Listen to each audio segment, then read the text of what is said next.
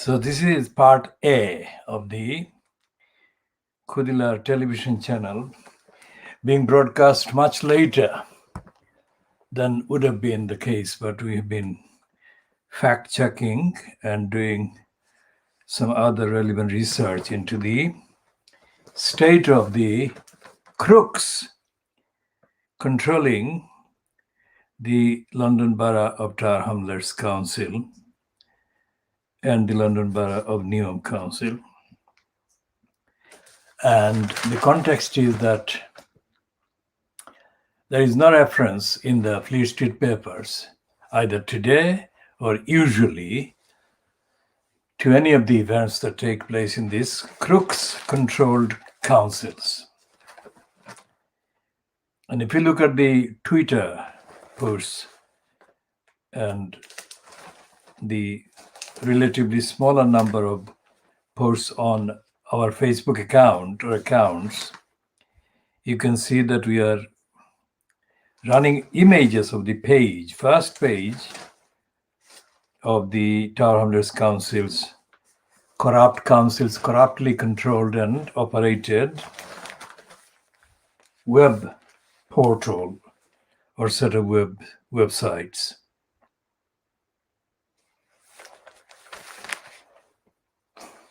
And the Murdoch Times is continuing the lying propaganda to deflect attention from the criminality, unfitness for purpose, and corruption embodied by Boris Johnson, that was restated in a presentation lasting several hours before the Business and Scientific Technology Select Committee in the UK House of Commons on Wednesday, the 26th of May 2021.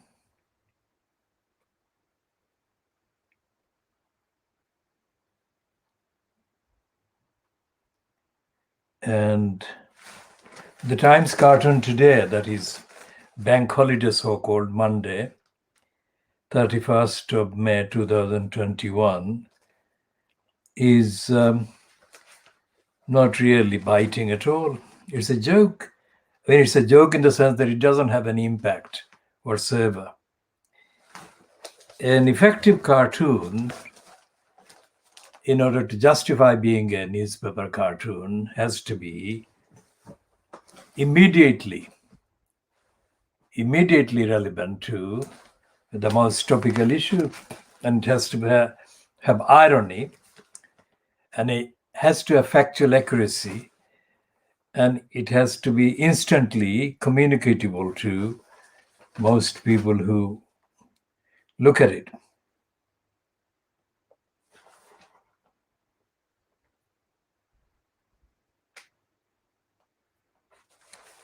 Now, what is Max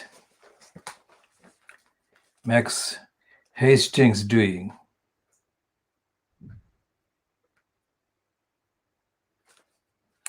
His column is a notebook, is headed The Eighth Wonder of the World is Hampshires, and it's called Max Hastings Notebook. Now, what the Times is and what the rest of Fleet Street is a collection of absolute racist, imperialist criminals' denial of the world. There is no world outside of Little England. And all the writers, thinkers, opinion formers, opinion peddlers, or opinion sharers are all Anglo-Saxon or white Europeans. Intellect and brains and observations and thoughts don't exist in any of the billions of people in Asia or in Africa or in the rest of the world outside Little England. Remember, Little England is the one. They say that anyone who points this out is a woke or a cancel culture person. Stupidity at its most obscene is not cancel culture. It's pointing out the racist stupidity, backwardness, ignorance, and darkness. Darkness as in dark as opposed to the light, as opposed to enlightenment.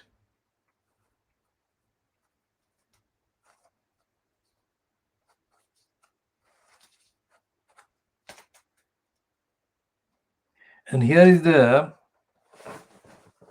stupid opinion, the Times leading articles.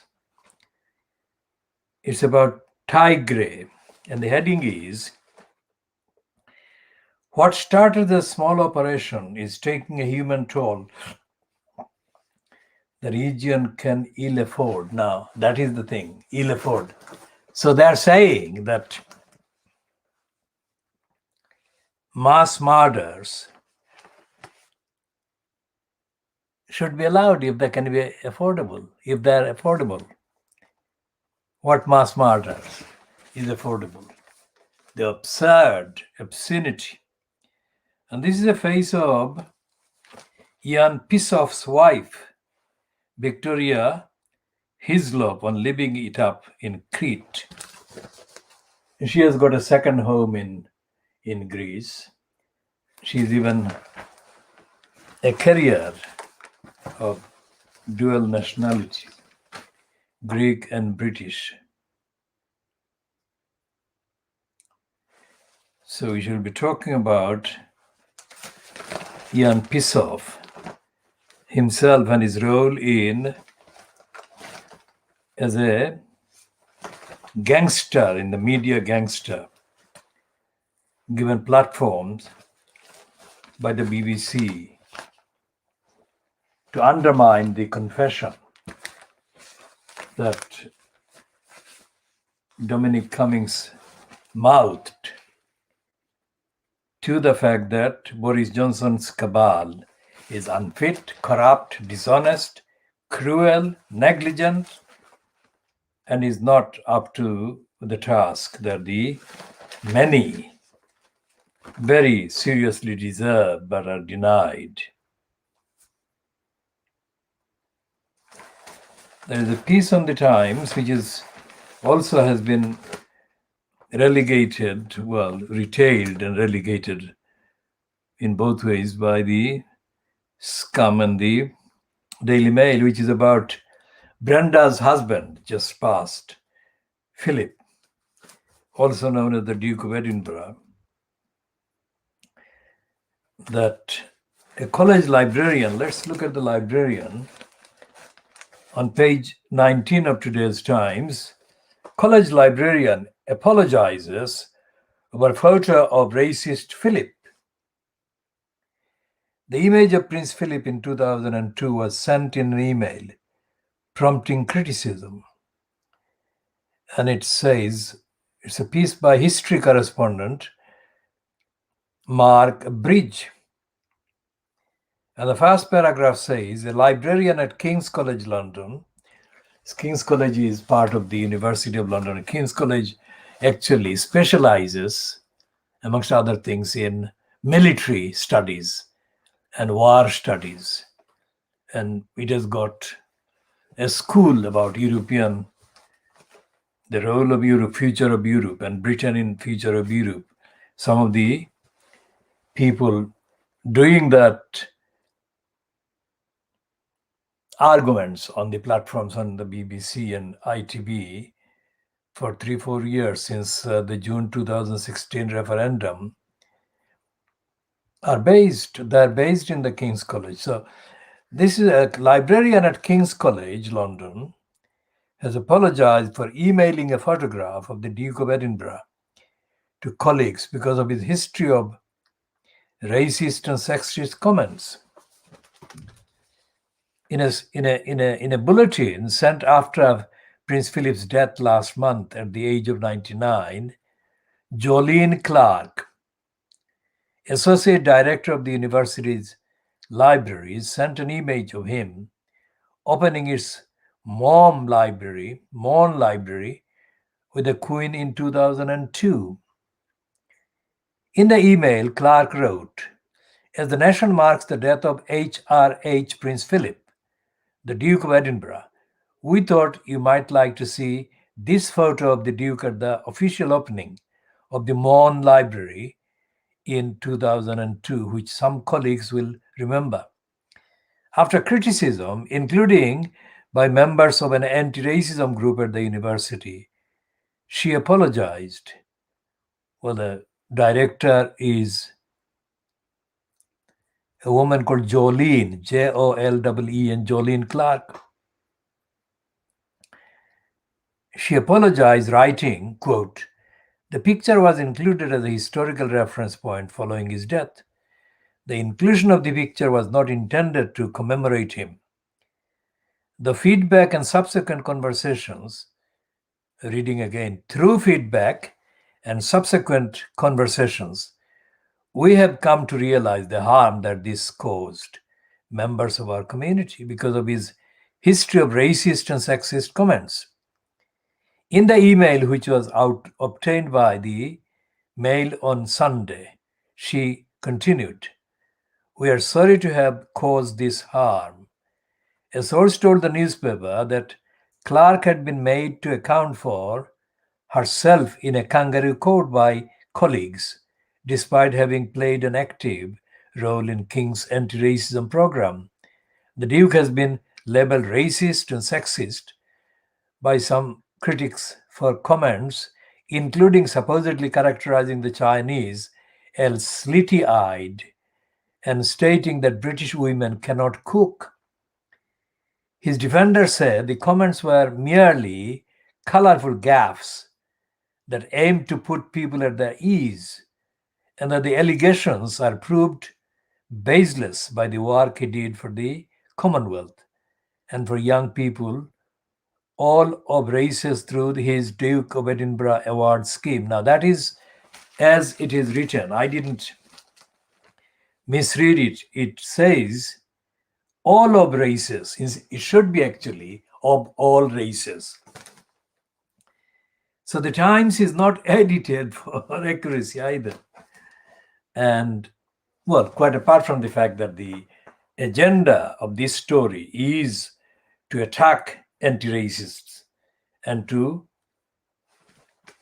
substantiate and justify Philip's role and racist history and record.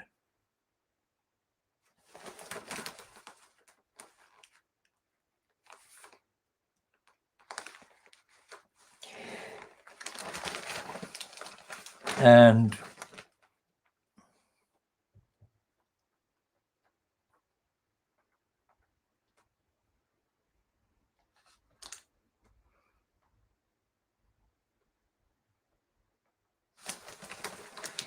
there is a piece by this racist Libby pervert. All of life can be found in a good sitcom. Well, life cannot be found in Fleet Street, which is absolutely unrepresentative of life, society, the world, and most certainly the truth about what is going on in the world outside of Little England. And even within Little England, much is left out by Fleet Street.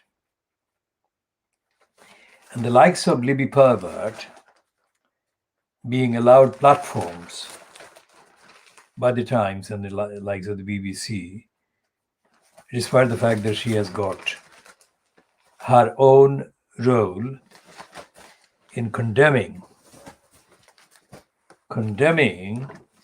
the pro-democracy and anti-racist movement, however fragile that is.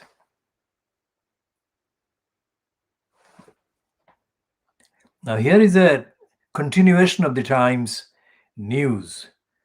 In the news, Times investigation about the mainly Pakistani origin sex abusers of mainly white girls in the north of England. And this one is a focus on the Rotherham criminals. And the Times piece says in the headline, "Abusers in Rotherham still avoiding justice." Now let's read this one a bit. And we shall go back to Tower Hamlets, which we discussed earlier at the beginning of this particular edition. The police force at the center of Rotherham abuse scandal secured a charge for only 1 in 34 crimes linked to child sexual exploitation last year.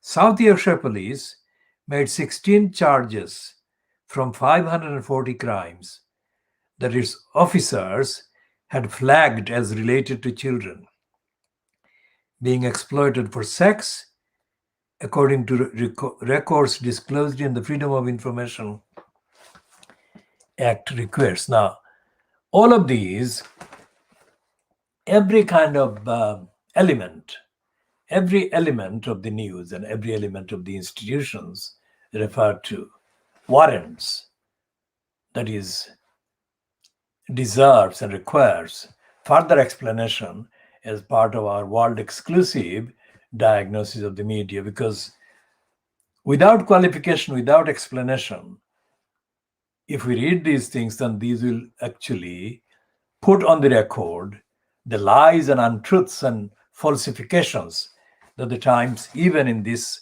kind of report, Times investigation, is carrying and peddling. For example, officers.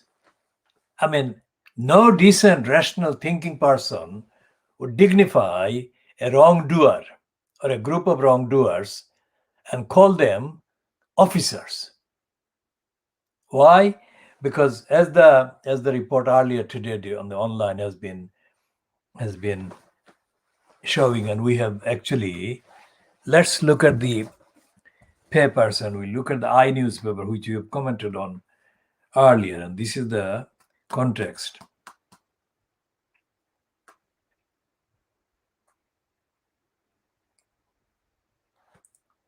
Because we have condemned the newspaper earlier this evening.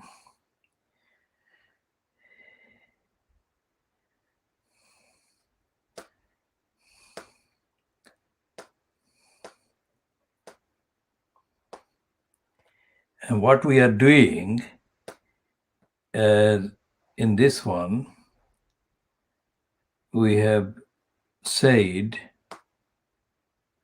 yes, we posted 54 minutes ago, it shows, on our Twitter account, this Khudilar Twitter account, and the heading on the front page of tomorrow's, Tuesday's newspaper is preceded by or headed by exclusive.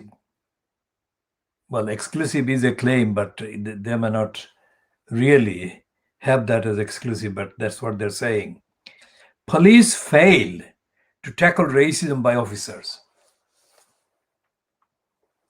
So that's where the officers occurred.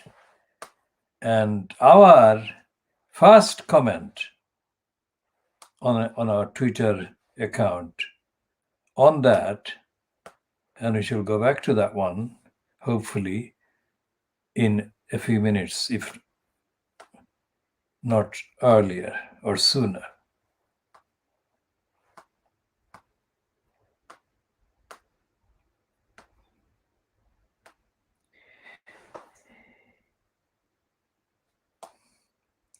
And there's a site, that's an image of the newspaper 55 minutes ago that was posted by a BBC person's Tomorrow's Papers Today. And what we said,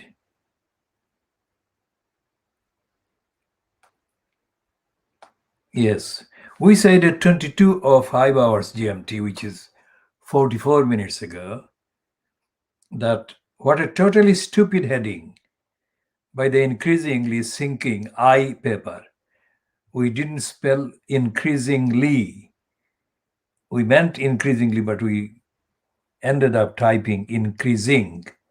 So what a totally stupid heading by the increasingly sinking paper, which is looking like a pathetic imitation of the scum. That is, scum is what we call the Rupert Murdoch Dirty Diggers Daily Sun,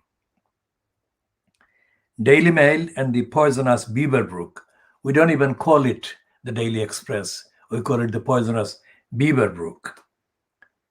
And that is what we said. What a totally stupid heading by the increasingly sinking eye paper, which is looking like a pathetic imitation of the scum Daily Mail and the poisonous beaver brook. And what we are saying, and this is the image that Ali Hodgkins Brown posted at 47 minutes ago. And she said, Tuesday's police failed to tackle racism by officers. Now, she's only quoting that headline. She's not making any comment. But we are making a comment. This is the additional detailed diagnostic comment about this stupid claim. Stupid and misleading and false.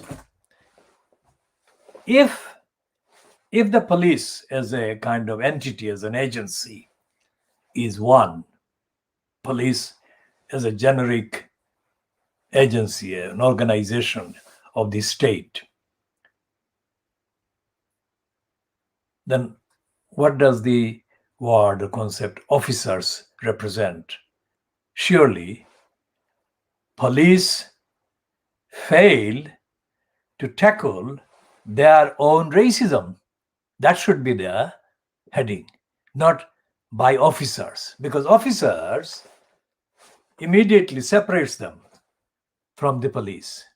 But the police and officers are not separate from one another. They are the same. The other thing is that officers is a term of elevation. Now, increasingly in this country, the fact-based investigative reports coming out increasingly with findings and evidence that the police as a whole, including the police called in London, the Metropolitan Police, and in the City of London, the smaller one, the City of London Police, and the outside county police and constabularies, are being reported as having been suppressing crime, reports of crimes in the thousands, in the millions. Now, while those reports are coming out, there is no accompanying account as to why the police are doing that, as to why the police are even able to do that, and as to what the police as an organization across the country exists to do. What is the police there for?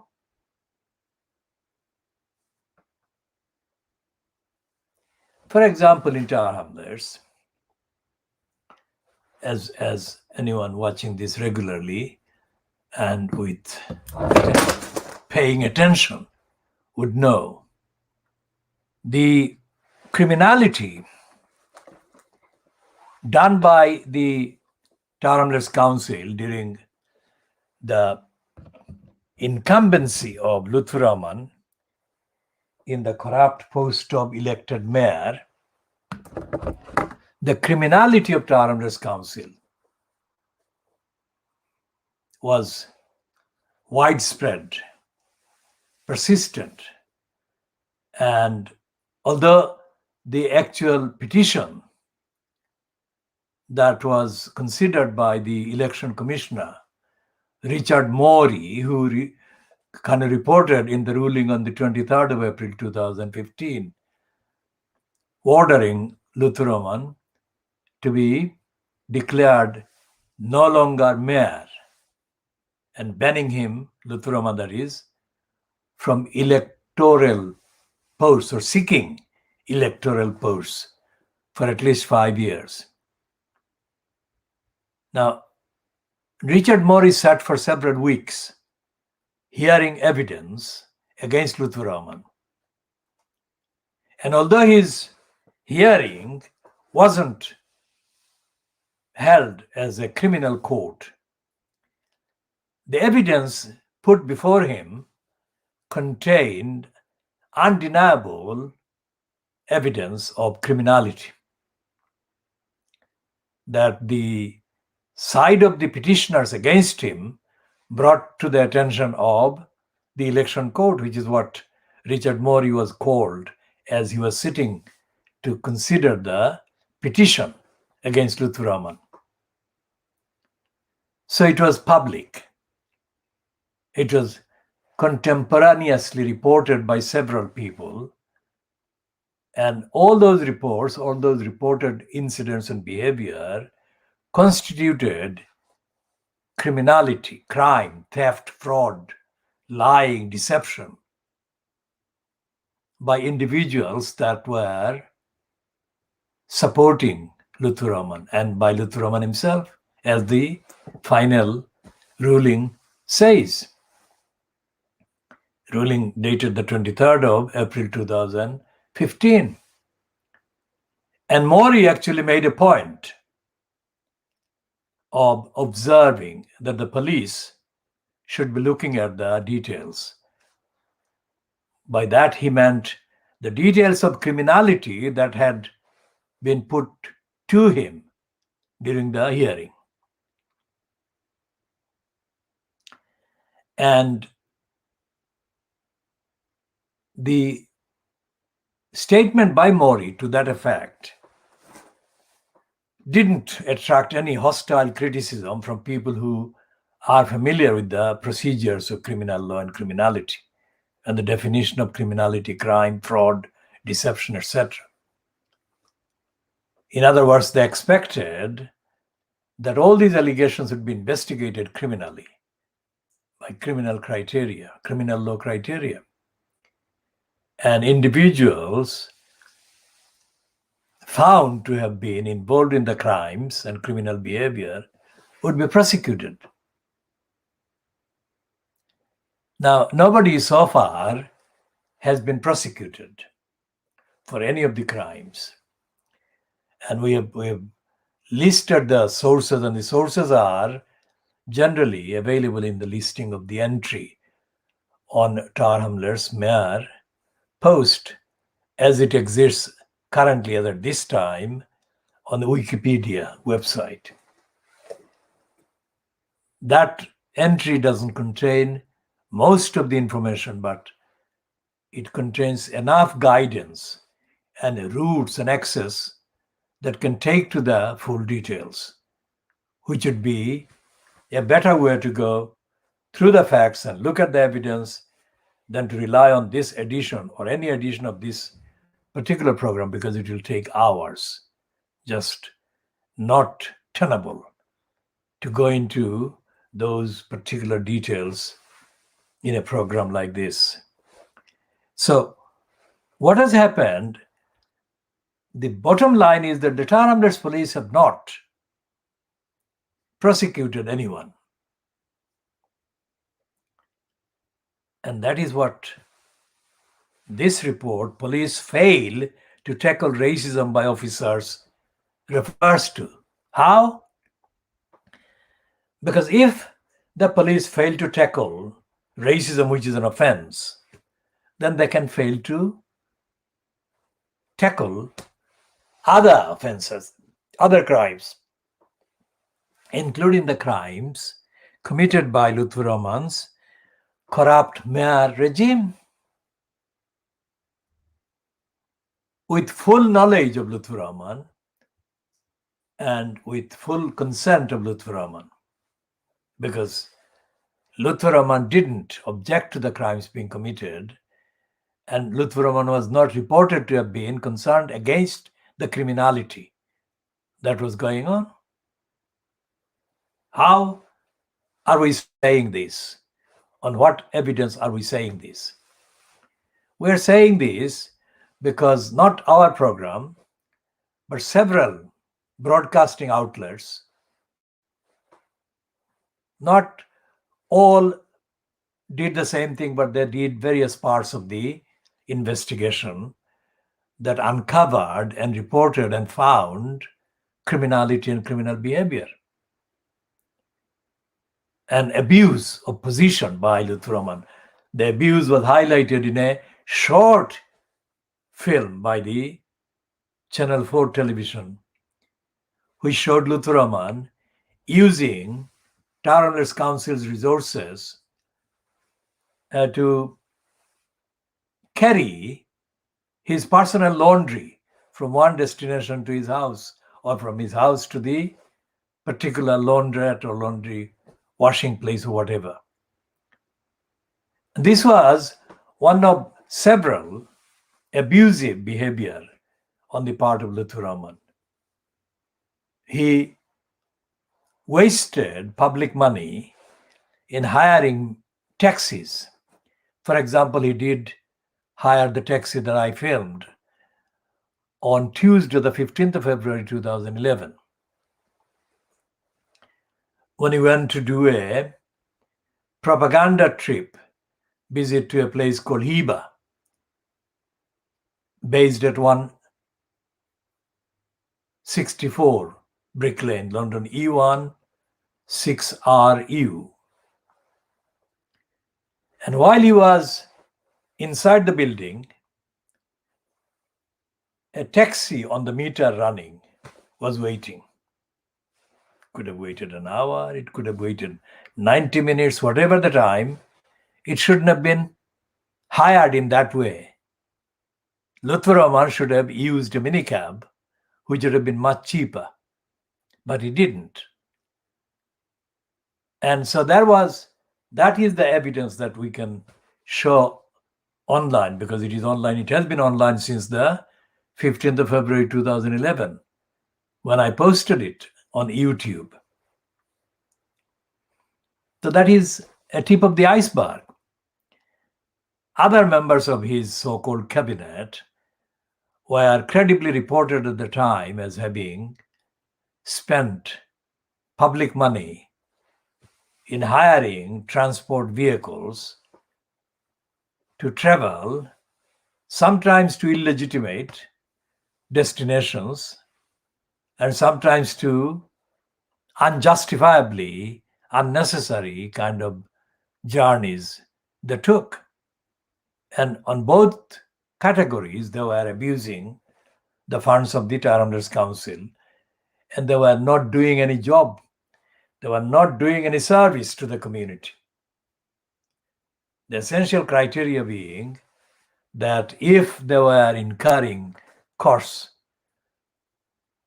and invoicing the council or paying it from the council's funds, then those payments and those incurring of the expenses should have been demonstrably justifiable by citing evidence of real service that they performed through these trips to the community, the voters, the people in the borough of Tower Hamlets. There was none. And there still remain hundreds of cases that Lutfur Rahman's kind of incumbency in the corrupt post of elected mayor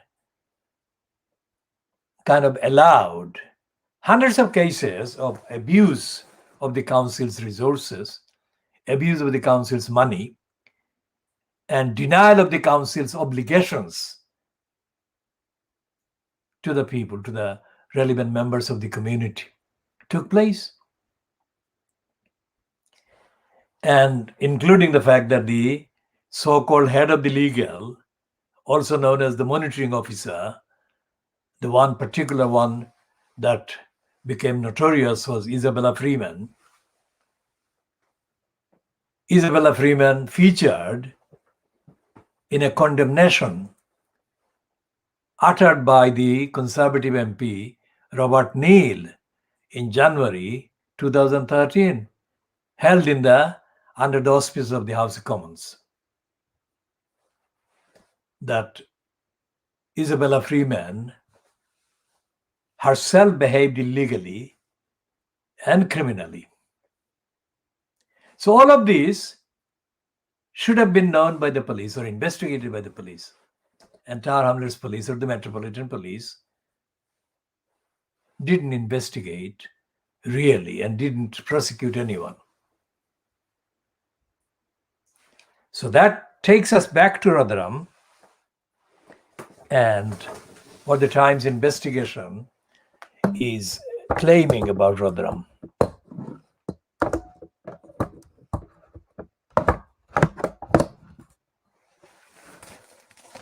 And this is the one that we have been running for several years. So, abusers in Rotherham still avoiding justice. And what we are saying about the police here is this word that they are using, the so-called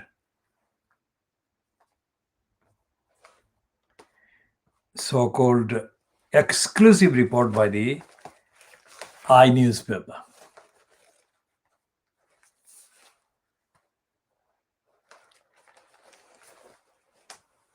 What they're saying is they're calling it officers, and that's where the stress is in this analysis.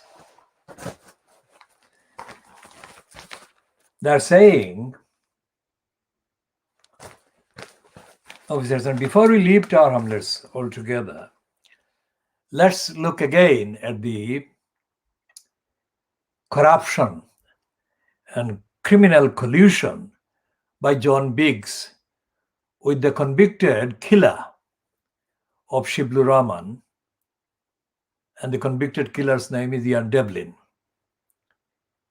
And Ian Devlin was given a promotion on the front page of the then Tower Hamlets Council obscenities, kind of narcissistic self-promotion called the East End Lies.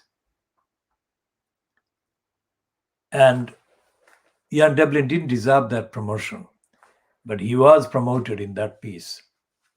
And Ian Devlin was then given a job in a place, in a school that is not far from this scene of the murder of Shiblu Rahman. So, when the fact of the employment of Ian Devlin in that school, called Ian Mikado School, became known, a number of individuals in Tower Hamlets Borough in the population, mainly kind of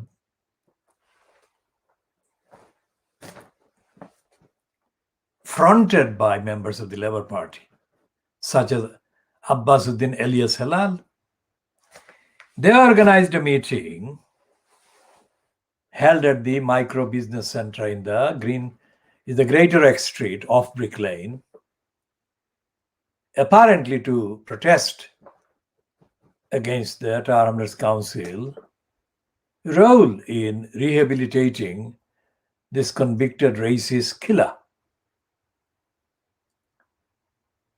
Now, what happened was that these persons who claimed to be against the rehabilitation of the convicted racist killer in that way, they claimed to be against the racism that he had committed, and he should be treated as an offender, racist offender.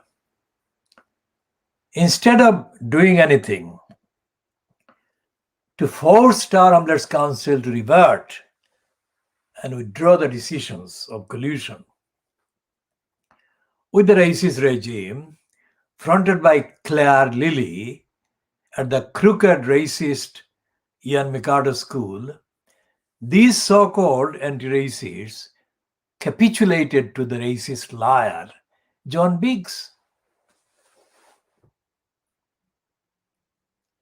And these capitulators and liars sabotaged what would have been a very powerful one-issue demand at that time to force the racist liar, John Biggs, to confess and to take action against the series of racists, including Claire Lilly and Ian Devlin and anyone else.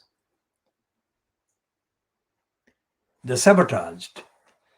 And how they sabotaged, we have discussed before, included The cancellation at the last minute of a democratic presentation that I was supposed to make at the relevant full council meeting about all of this, and setting out the community's clear demand for action against Claire Lilly, the head teacher of Ian Micardo School, Ian Devlin, and others concerned.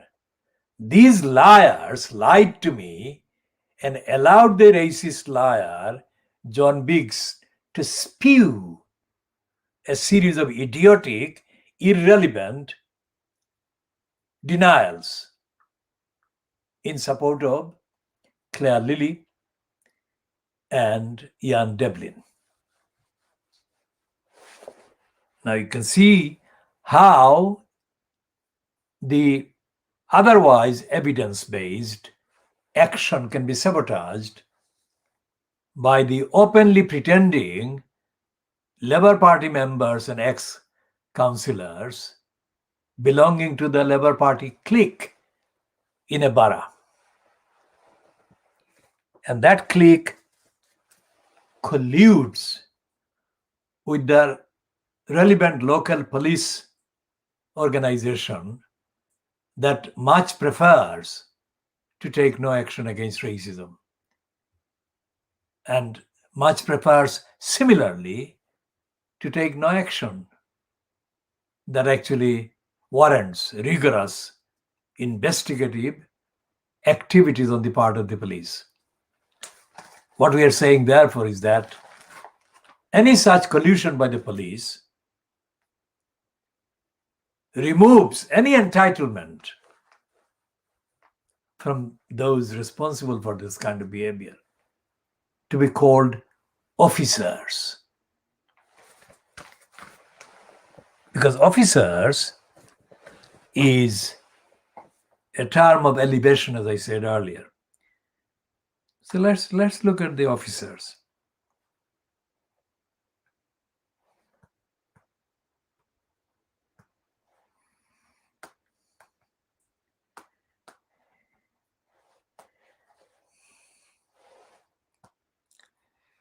Now, an officer is a member of an armed forces or uniformed service who holds a position of authority. In its broadest sense, the term officer refers to commissioned officers, non-commissioned officers, and warrant officers. However, when used without further detail, the term almost always refers to only commissioned officers, the more senior portion of a force who derive their authority from a commission from the head of state. So we could go into extensive details, but we are not going to extensive details because the point I made is already evident in the reference, that it is an elevation. And it is an elevation that is specific about commission and the origin of the derivation of the term from the head of state. So, members of the police organization in an area like Rotherham or an area like Tower Hamlets, who are not prosecuting known criminals and who are not taking action against known offenders, should not be given that elevation, should they? And especially employees of the police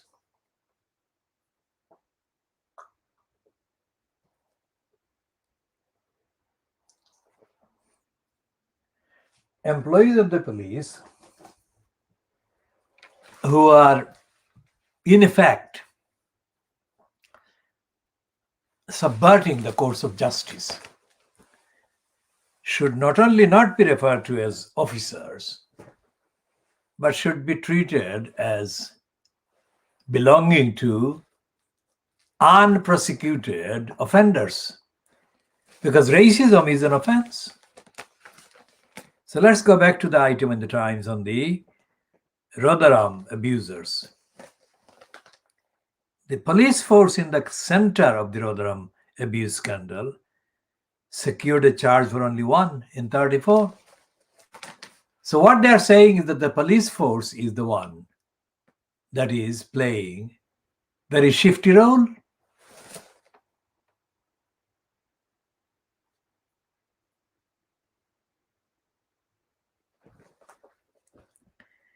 And they've got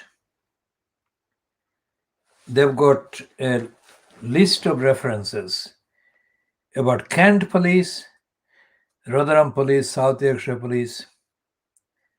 And the South Yorkshire police, they're quoting as saying, "We will actively continue to investigate all CSE reports and take any action possible to prosecute and disrupt the perpetrators who commit these despicable acts."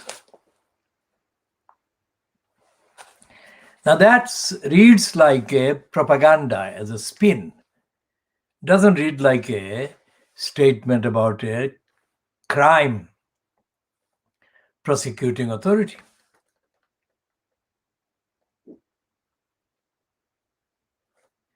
Now what are they saying about this one? They are saying that the findings come after an investigation by the Times a decade ago revealed that hundreds of young girls had been exploited in northern towns by predominantly Asian criminal gangs. In 2014, an inquiry found that between 1997 and 2013, more than 1,400 children in Rotherham had been exposed to severe levels of violence and sexual abuse by groups of men. Sarah Champion, the Labour MP for Rotherham, said she feared that child abusers in the area were getting away with offences. "The low charge rate staggers me," she said. "My concern is that known perpetrators are slipping through the net. We need absolutely zero tolerance for this crime." Last week, the Times revealed that the police and social services had been accused of failing thousands of girls as young as 11 who had been reported missing repeatedly while at risk of sexual abuse. Remember what we have been campaigning for? We have been campaigning in the specific terms in the context of the Bethnal Green's schoolgirls that have been neglected by Tower Hamlets Council. You can see the similarity.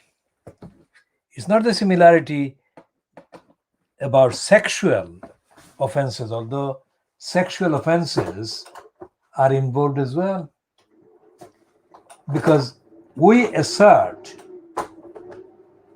that the grooming of the Bethnal Green schoolgirls, the grooming is centered on their being trafficked as sexual exploitation victims. And we assert that there was no primary intention of radicalizing them, and they couldn't be radicalized, but they could be used as sex objects and sexually trafficked victims. And that this took place with the possibility that the Tower Hamlets Council deliberately colluded with the East London Mosque or the groomers based at the East London Mosque, according to the entry, the Wikipedia entry, which says that two women that groomed the first girl, Sharmina Begum, were collectively referred to as the Sisters Forum. Now, the Sisters Forum, the Wikipedia entries later explain, is part of the what is called Islamic Forum in or of Europe,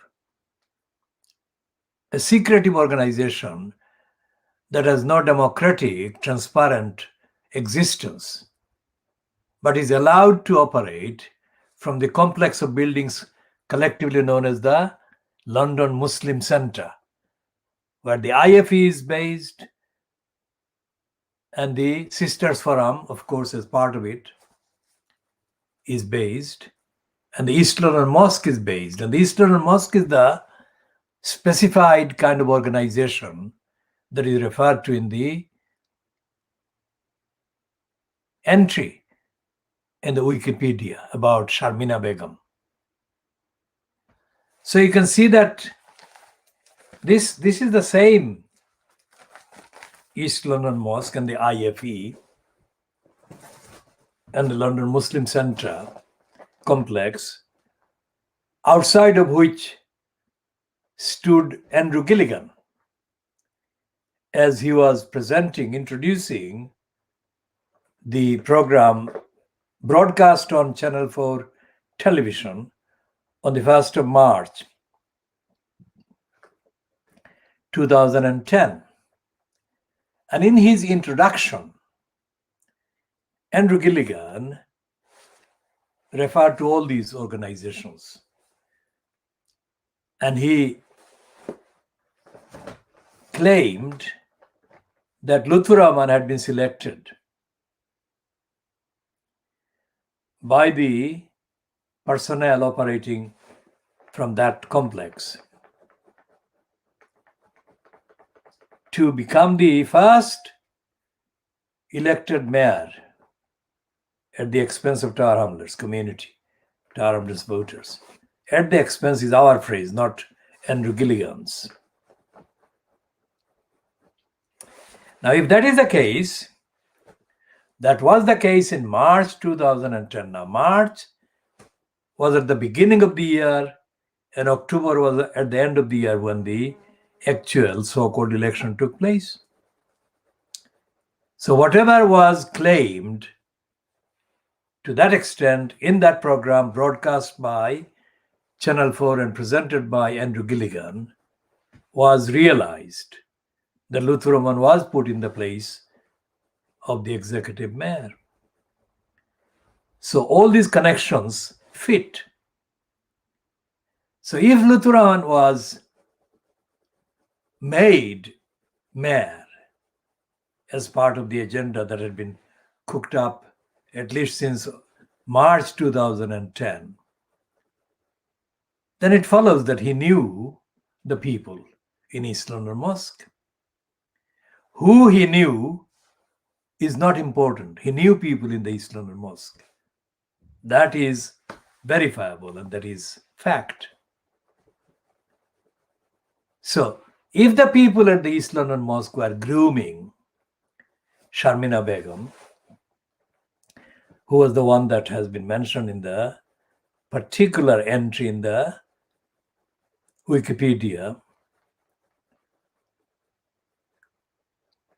then when the grooming was undergoing, Lutfur Rahman was already in place as the incumbent in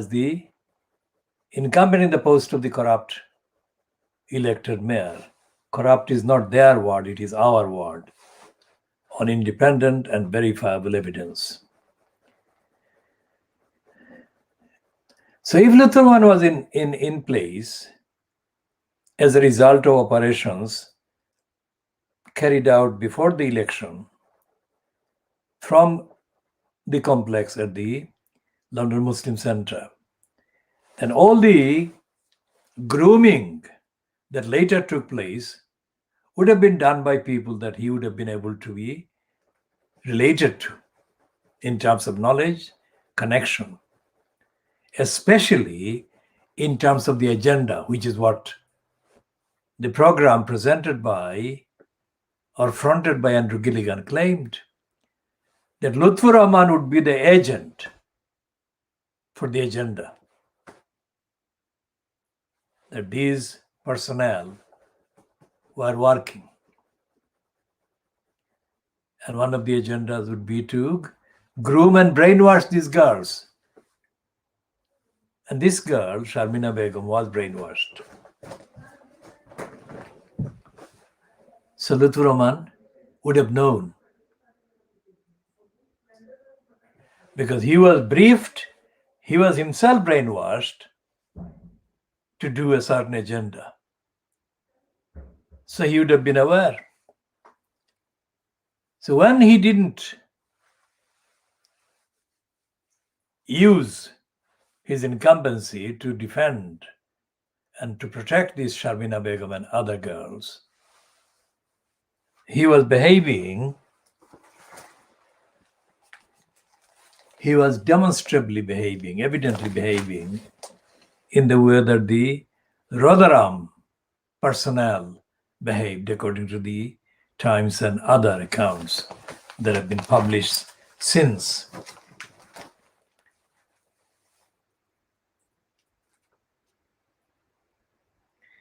And it says the reporters approached all UK territorial police forces, asking for the number of crimes that their officers had flagged as being linked to the child sexual exploitation. Now that is being used, expressed in an abbreviation called CSE, child sexual exploitation. It's a process. It's not the name of an organization, CSE. It's child sexual exploitation. And whether anyone had been charged with these crimes. CSE is not a chargeable offense, but these flags are used in crime recording systems to track offenses linked to individuals or gangs who use imbalances of power to coerce, manipulate, or deceive children into sexual activity. Now that's a technical kind of difference, whether a particular CSE is the offense, chargeable offense or not, because this is only a process that is a part of a series of events that together constitute several crimes. In 34 forces, that is police forces in England, that provided information, an average of 1 in 14 reported the crimes that were flagged as being related to child sexual exploitation resulted in a charge or summons. In the last recorded financial year, South Yorkshire police charged 1 suspect out of every 34 crimes with a child sexual exploitation flag. The force said that no suspect was identified in 169 of the 540 crimes. The figures related to, and in 75 cases, the victims did not support a prosecution.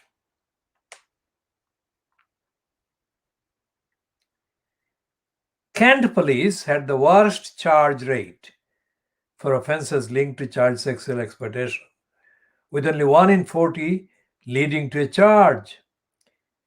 The Home Office said that proposed legal changes would help to target offenders and that it was publishing an updated child exploitation disruption toolkit to help the police.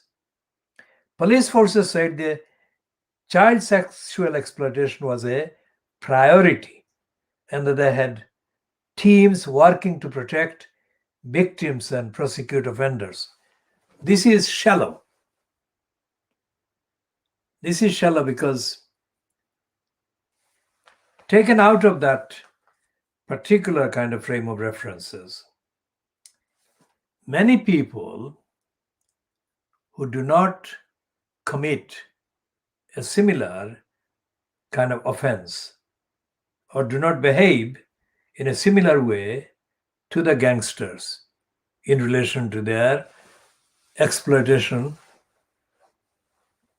of the white girls. Because the relationship between the ethnicity and the crimes is very important.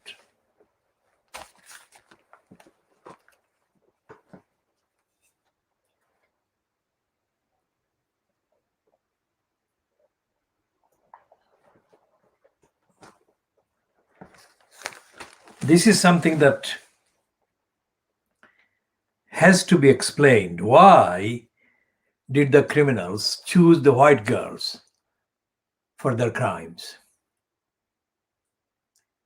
And the fact that this paper is saying that CSE is not a chargeable offense in that way, we are rejecting that claim by the Times. And we are saying that this piece, although it says Times investigation and says abusers in Rotherham still avoiding justice, the content of the item in there leaves most of the substance out of the text. For example, it doesn't discuss the relationship between the Labour Party politicians, because these councils in North, mainly Labour Party politicians. By Labour Party politicians, we refer to the local councillors and the members of parliament from the local area. Now, Sarah Champion is only an exception. Most of the others are not like her, because she is standing up and she is speaking out, but the others are not. And there are more MPs in Rotherham than only Sarah Champion in the area, that is. And this one is supposed to be a case study.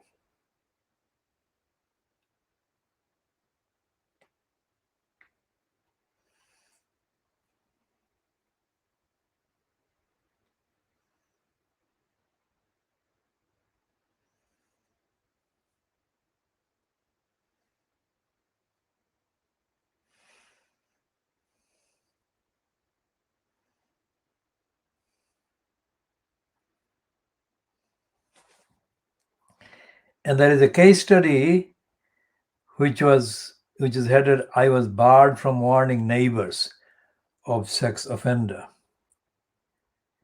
And it's a piece by George Greenwood. Now, this actually shows the weakness and the corruption of the criminal court system. So we're talking about the newspapers running misleading headlines like this one: "Abusers in Rotherham still avoiding justice." Doesn't say how the councillors, the councils, the MPs, the councils meaning the social services, are allowing the avoidance of justice, because they couldn't be allowing avoidance of justice to take place if they were doing their job. So what they are saying in the particular focus on the area Rotherham is actually happening elsewhere, not just in Kent, but in Tower Hamlets, as we said, about the girls from the Bethnal Green school girls. And the connections between Luther Rahman and the several outfits that control the access to and use of the London Muslim Centre.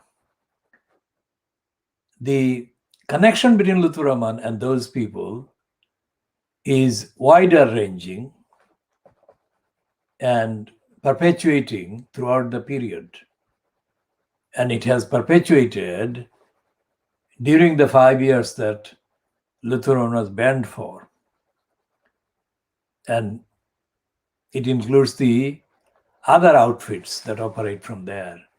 But the other outfits include mosque committees across Tower Hamlets. For example, the Tower Hamlets Council of Mosques. These are not democratic organizations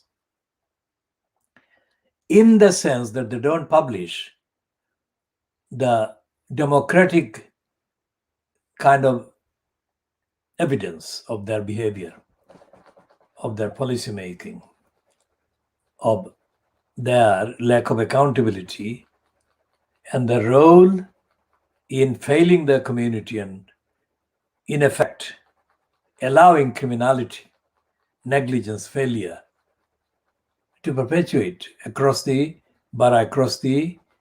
areas of the mosques.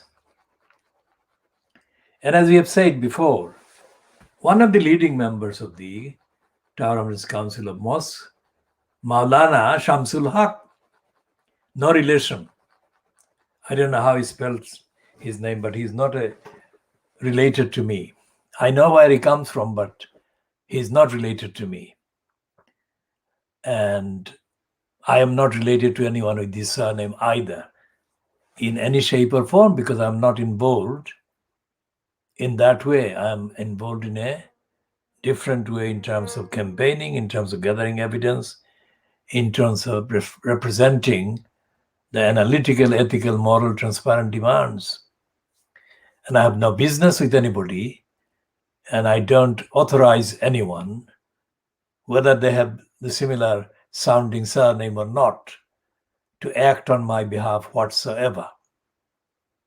And I don't take any responsibility for anyone bearing this name, which must be treated utterly, purely as a coincidence. I don't support any criminal. I don't have any record of supporting any criminal, one single criminal, with or without this surname. And everyone who knows my activities should be familiar with this. And so what I'm saying about Maulana Shamsul Haque is that although he has a similar sounding name, he most certainly is not related to me. And I have evidence I've already shared in previous broadcasts about his lying.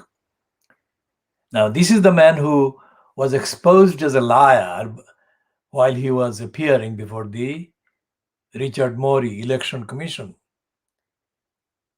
Not only that, he also lied about the fact that when I asked him to account for his participation in the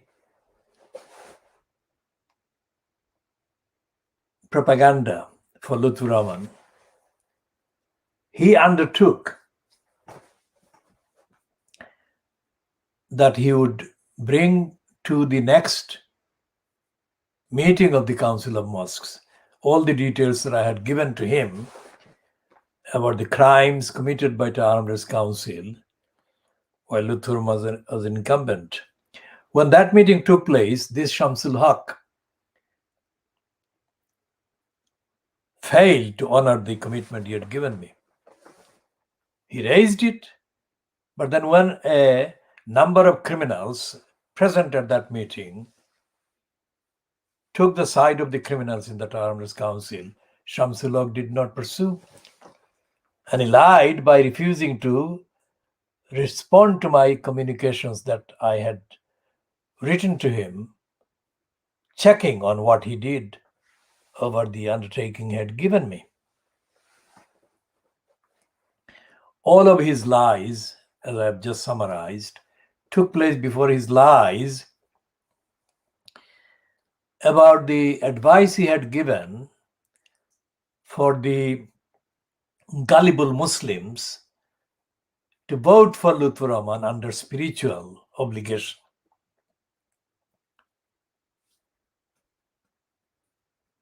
And what I'm saying today is after the 6th of May, which is when the so-called referendum was staged about whether Tower Council should have the elected mayor post continuing or not. I am asserting that the most of the gullible members of the Bangladeshi so-called Muslim community were lied to by the likes of the spiritual advisors. That is to say, almost all the Tower Council of Mosques members lied to the gullibles and made them cast the vote for continuing the mere corruption and criminality. Now that's a criminality. And no action is likely to be taken against these criminals who have sabotaged democracy once again into our hamlets via the foisting of the corrupt criminal post of elected mayor. So whatever the Times is writing grandly under the investigation is a complete, absolute rubbish, because they are not telling the whole truth. In fact, they're telling only 5% of the truth. And this needs to be followed up by challenging the Times as to why they're saying this and not publishing the details of the connections between the politicians, the Labour Party, and any other political party in suppressing and in denying and hiding the truth of what is going on. If the police are failing to tackle racists in their ranks, and this is something that we condemn, then we also condemn the police for allowing gangs that groom targeted white girls only. Asian gangs, Muslim gangs, gangs that are actually made up of people who are of Pakistani origin. They may have been born in Britain, but of Pakistani Muslim origin, essentially. And that is a criminality too far. And it should be not just tackled. They should be pursued in accordance with the due process, and the criminals should be treated as committing a serious sexual and human rights crimes, so that their treatment by the court system properly and by the police sets an example so that others can be demonstrably warned against some similar or any such crimes against children, and against, particularly in this context, white girls, white female children.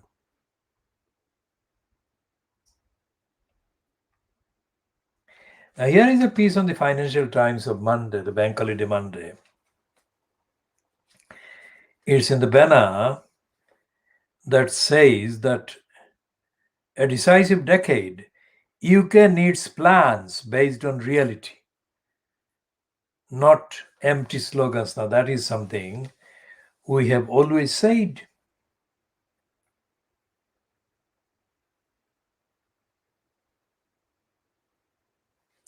She'll come to that in a short while, very short while, about Martin Wolf's piece about empty slogans.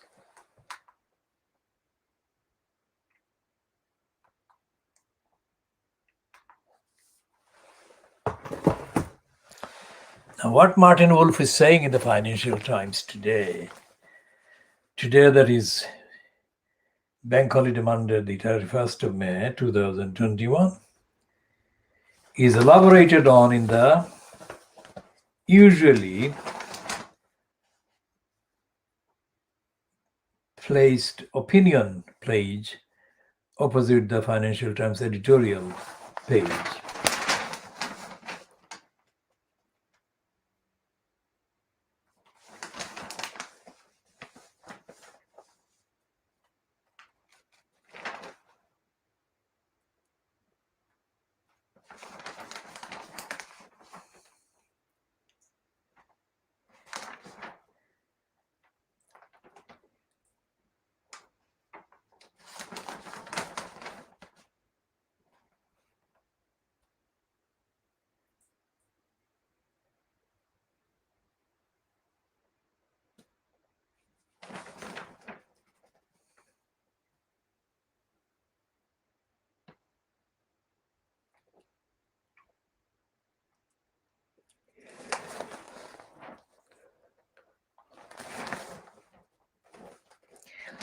So here he's saying, Martin Wolf, let's see what he says about empty slogans, whether he understands the difference himself or not. Martin Wolf is, of course, part of the Financial Times employees. And he says that the 2020s are said to be a decisive economic decade. And this whole page is given to what the Financial Times writers are talking about the future. That's Martin Wolf. And the next one is a piece under companies, byline to Rana Faruhar. Rana Faruhar is sounding like half Arabic name. And she's saying 5 lessons from corporate wealth creation and highlighting that for business to enjoy another 25 years of growth, it must show it can enrich a wider range of stakeholders. And the one on technology by Oren Cass, who is described as an executive director of American Compass.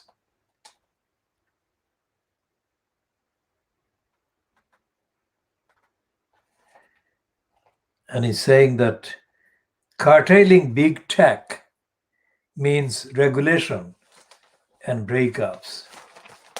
Now, these are slogans, and let's start with the person who says that there should be substance, not empty slogans for the next 10 years. And his detailed paragraphs start by saying the 2020s will determine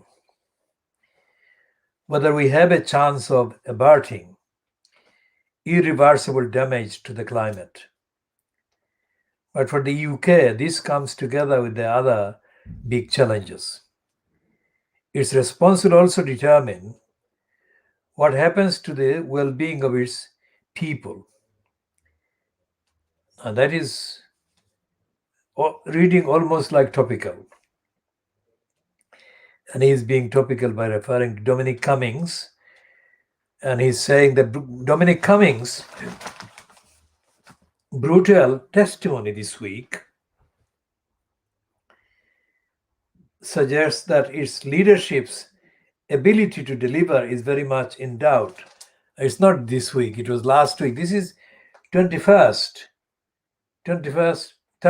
of May, and Cummings appeared on the Wednesday, the 26th of May. So it's not, this is Monday, whether it's called bank holiday or not. It is the next week following Cummings' appearance.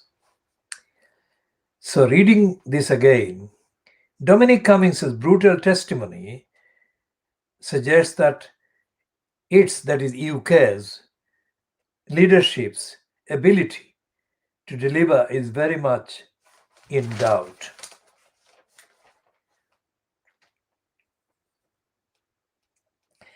Then he refers to 2 right-wing outlets, contrary to their pretensions.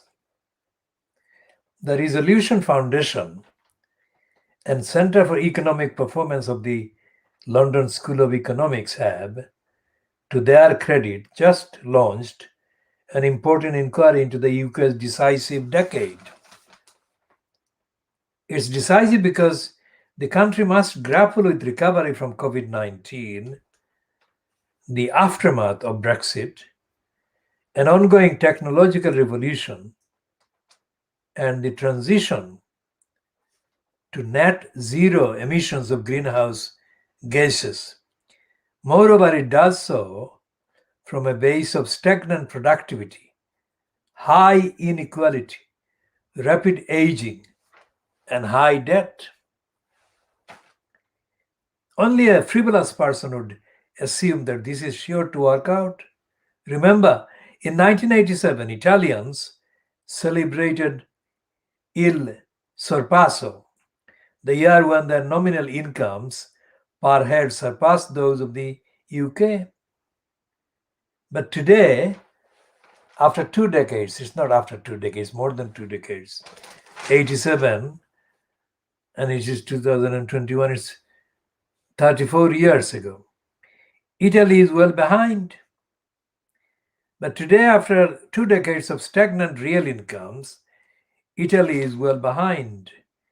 Its gap with Germany has become bigger still. Yet over the last decade, UK productivity has also stagnated. If that is not reversed, a declining UK will lose not just prestige, but the ability to give rising living standards to its people. Now, this is something that is this line, this narrative, is totally in conflict with the criminally irresponsible and stupid boast by the so-called chief economist at the Bank of England, Andy Haldane, the moron. Because that moron has boasted that the UK is on its way to witnessing economic quote growth not seen for the last at least 70 years. Now, this is completely contradicting that idiotic statement. So, we are for evidence based, substance based commentary. And let's hope that Martin Wolf does deliver by the end of his piece a complete contradiction.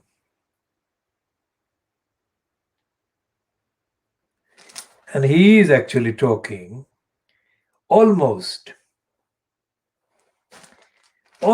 against Andy Haldane. He said the facile boosterism of Boris Johnson, I'm just changing the name. Instead of Prime Minister, which I hate to call him Prime Minister, I call him Boris Johnson. The facile boosterism of Boris Johnson is a luxury the country simply cannot afford. Now, that is a recognition we shall come to discuss more of later.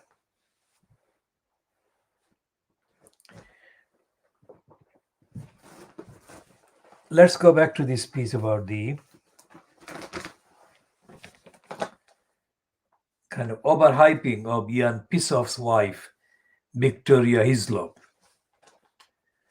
on living it up in Crete.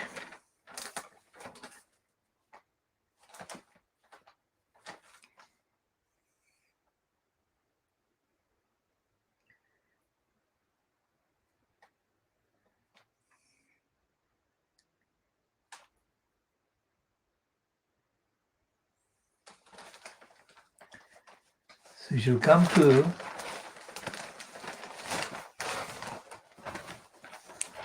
Victoria Hislop.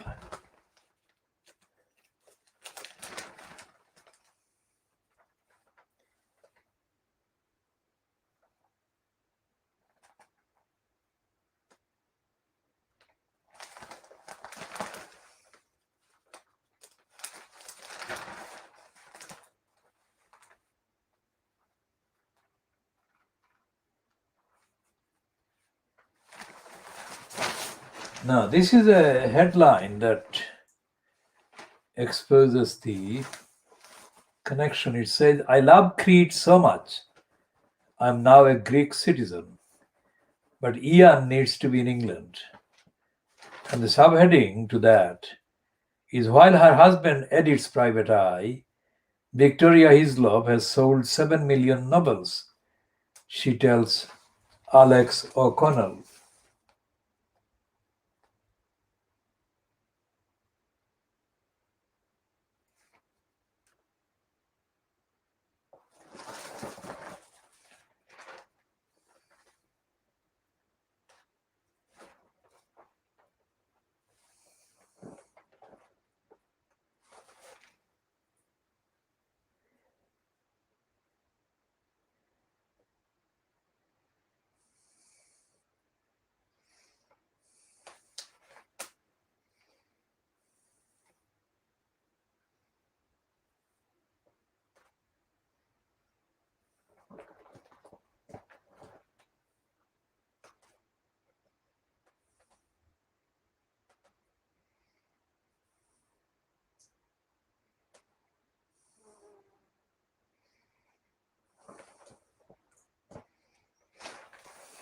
So this is a almost two-page spread for Victoria Hislop.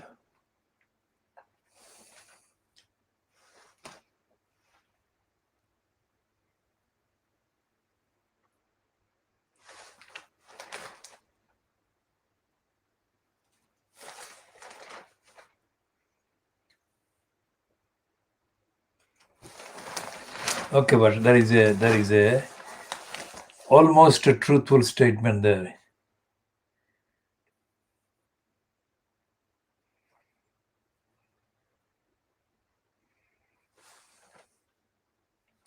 It says, I don't get inspiration in the UK for her novels, etc. It's the opposite. Now, that is absolutely true.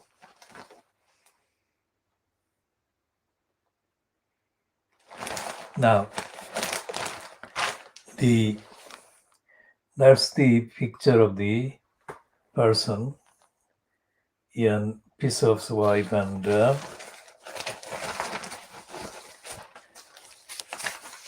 I mean, if this picture is a product of arranging the heights of these people as they arrange the heights of Brenda's son Charlie as against Diana, who was taller than Charlie.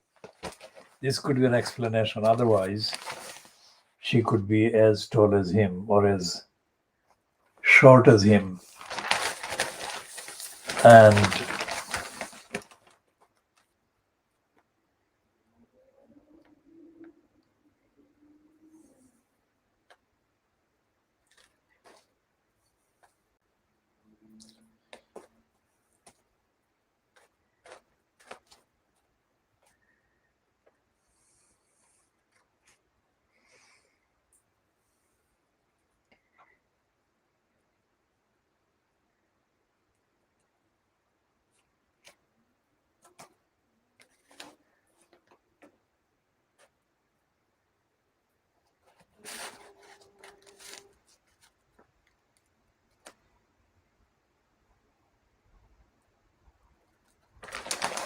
so it's a promotion of this particular person and her rare kind of affair with Crete. Now we are going back to we shall go back to discussing Jan Pissoff shortly. And here is the piece about the King's College again. And it says the King's College was founded in 1829 and named in honor of its patron George IV.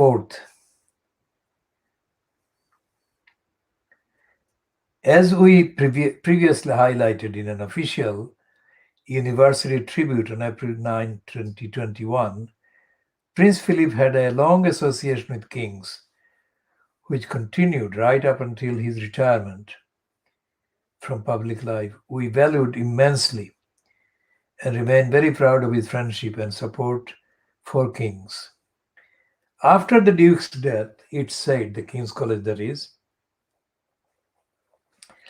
Prince Philip, Duke of Edinburgh, had a long and valued association with the kings, dating back to 1955, when he became a life governor.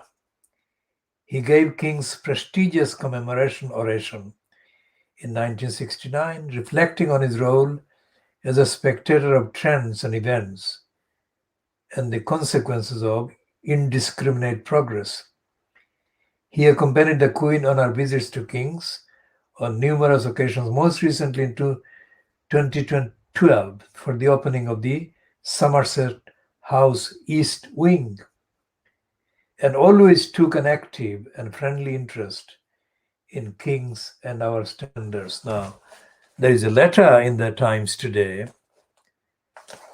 about the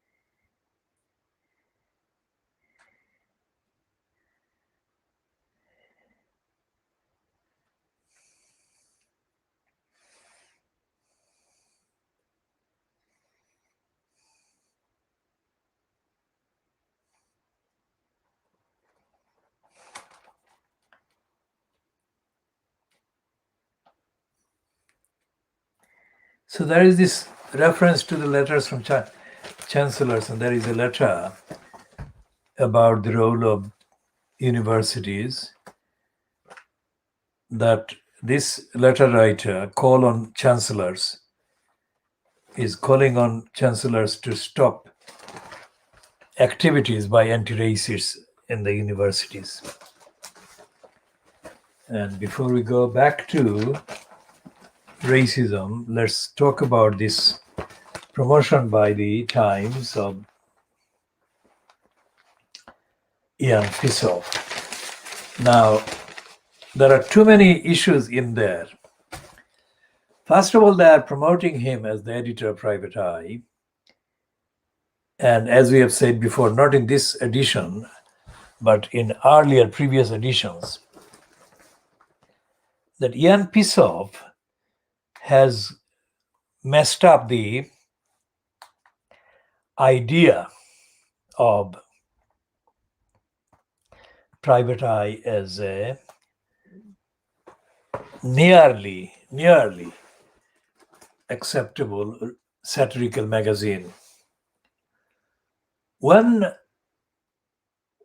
the magazine published in the 1980s, well, up to the time, almost up to the end of the GLC's existence, mid-1980s, when Ian Fissoff was given the chair by Richard Ingrams, one of the founders and the main editor. Private Eye had carried a lot of near genuine criticism of the corrupt and the crooked, and correctly it was taken to court too many times. So when the Fissoff took over, he took a policy decision, it seems, to stop litigation against Private Eye. And he did that not by telling the truth, but by dropping telling the truth. He is now reduced this magazine. It is still called Private Eye, but it's not anything like what it was founded to be and what it was until the Fissoff took over. And what has happened is that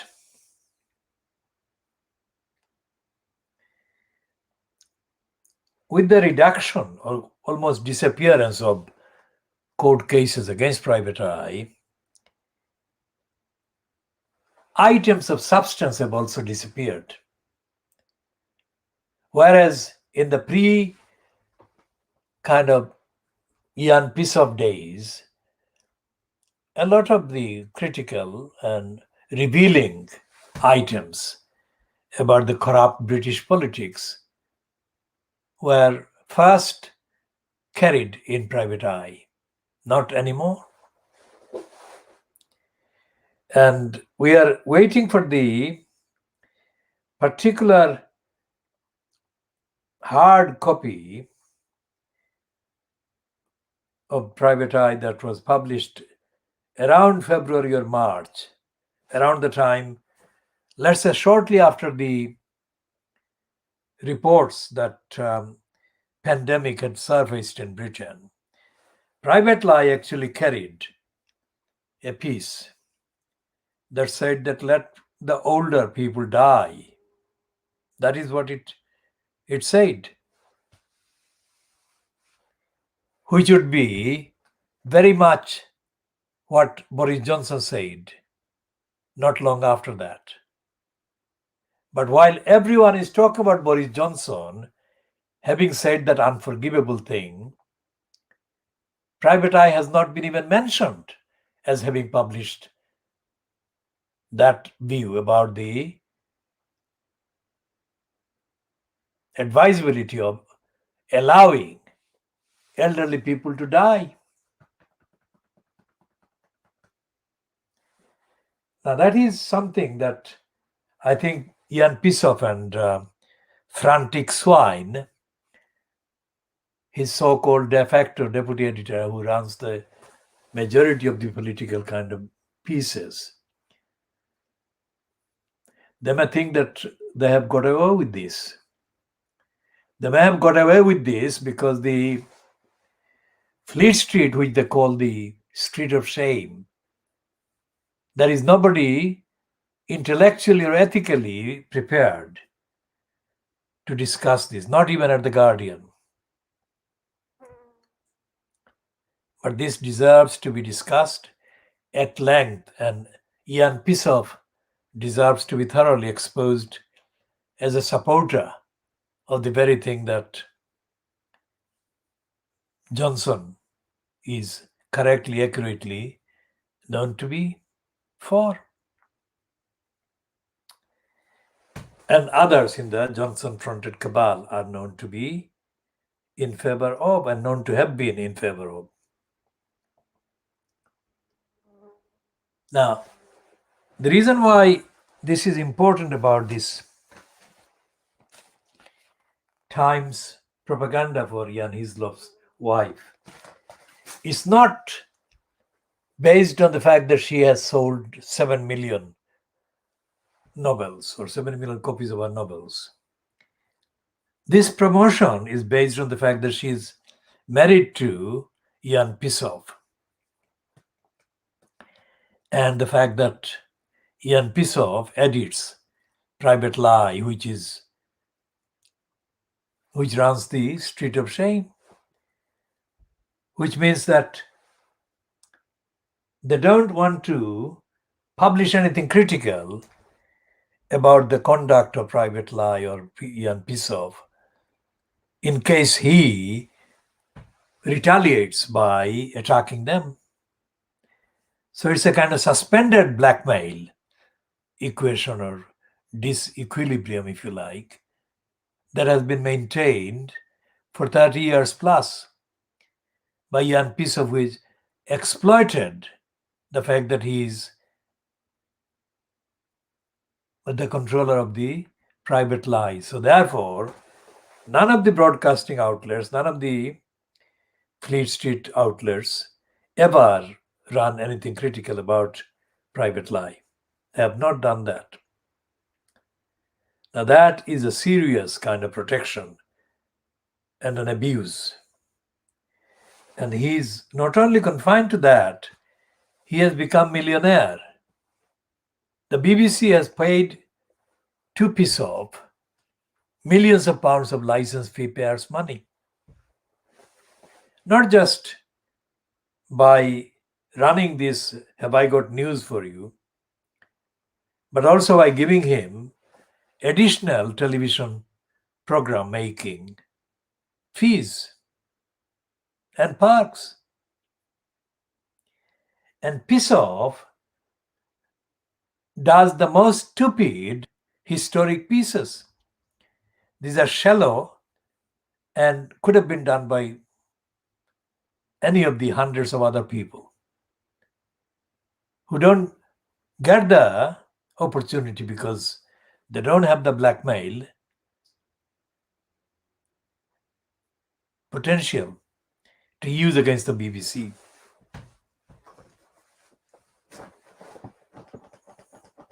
So instead of him publishing the corruption allegations against Martin Bashir, against the BBC's leaders, it is the Daily Mail which is ideologically more openly anti the BBC than Private Eye, of course. And this has come to light in the latest outing of the or edition of the Have I Got News for You, that contains a very shameless attempt on the part of Jan Pissoff to ingratiate himself to the Boris Johnson cabal and regime. Because although in the last 2 years, Dominic Cummings has been portrayed as the man who controlled the BBC, Boris Johnson. And this has been published in various articles by the Private Lie itself.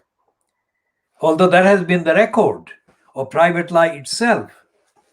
After Dominic Cummings gave the admission, we don't say it's an attack on Boris Johnson, it's an admission of the wrongdoings by Cummings and Johnson and others. So we don't say that they're at war or they're opposing one another or that Cummings has exposed anything new about Boris Johnson. That is the fact. Any analysis of the last 2 years of the published accounts of relationships and comparative influences between Johnson and Cummings would show that Cummings has been portrayed as being most powerful and being in control of the policies, whereas Johnson has been following the policies.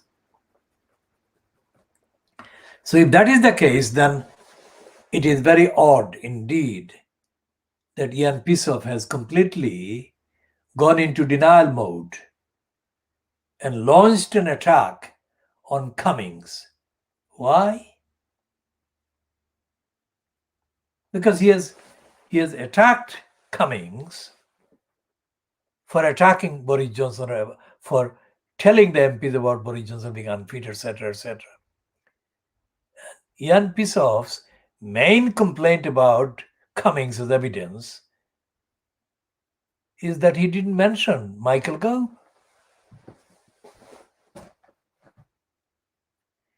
Michael Gove has never featured in the reports and accounts about Cummings' influence on Boris Johnson. He's never had anything to do with Michael Gove. And yet Pissoff made a stupid mess of a statement on Have I Got News for You, accusing Cummings of leaving out Michael Gove, which is not the case, which is not in the frame of references. And Cummings never said that he was going to get into Michael Gove or anybody else. He was going to focus on Boris Johnson, which he did. Now that's an admission. Despite his claim, we don't say that is against Boris Johnson. It's about Boris Johnson and Cummings himself. So Cummings admitted a lot of things in there. And yet Ian Pissoff finds fault with Cummings' evidence because, claims Pissoff, that Cummings left out Michael Gove. Michael Gove, of course, is as guilty of lying as Johnson and Cummings. But Michael Gove is not the Prime Minister, no matter how desperately he wants to be or he wanted to be. And he didn't make the decisions.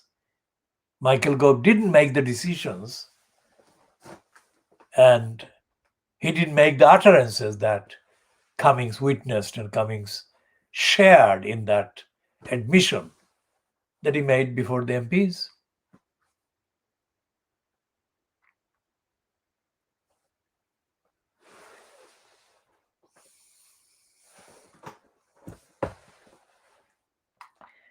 So just like the BBC paying license fee payers money to Ian Pissoff under one pretext or another, the Times is giving Victoria Hislop this promotion. They wouldn't give the same promotion to another novelist, another writer. And they would not give that writer or their partner or husband anything like the promotion that this two-page promotion by the Times is giving to Ian Hislop himself.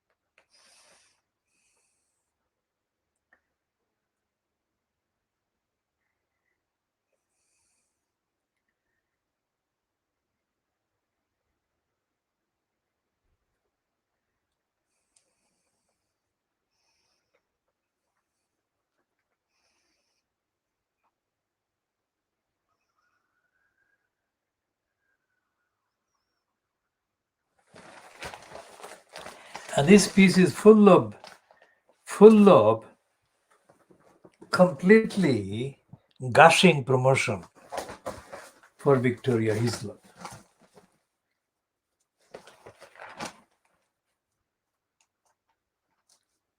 And what these columns show, one is by Libby Parvert and the other is Max Hastings, and the other is Norman Lamb and the other is Tom Whipple.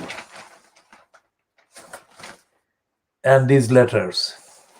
Let's see if there is an Asian or African sounding name in any of the letters today in the Times. It's about Khrushchev's burial, and the letter is by Richard Stokes, Stamford, Lincolnshire. And it's the second letter about the International Heritage Forum.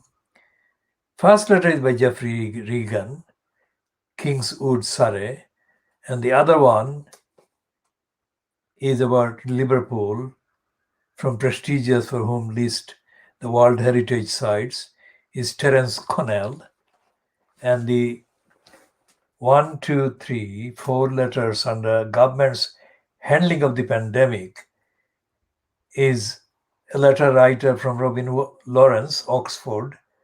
Second one is Dr. Tom Carnwath, Nantec, Cheshire.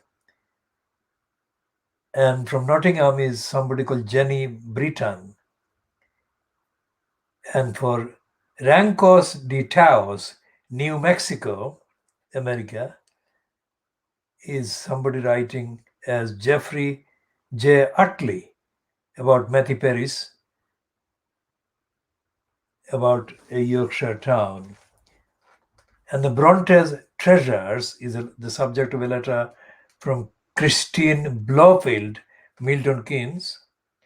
Fundraising update is a letter by Margaret Robertson, Falmouth, Cornwall. Cost of tourism, Dr. Jane Smiley from Cardiff. All Above Bird is about a poet, written by Isabel Raphael.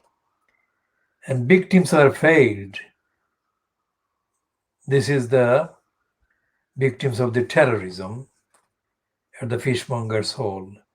It's a letter by Cat Manchester, Chorley, Lancashire. And of course, this letter we've read before, Call on Chancellors, from Dr. Alan Hearn, Woodstock in Oxford.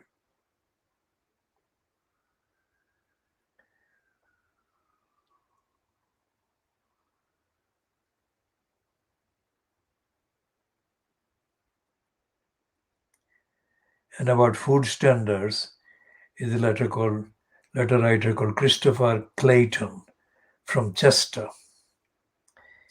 And the last one is Change is Overdue, is a piece commenting on the mental slave, Trevor Terrible Phillips.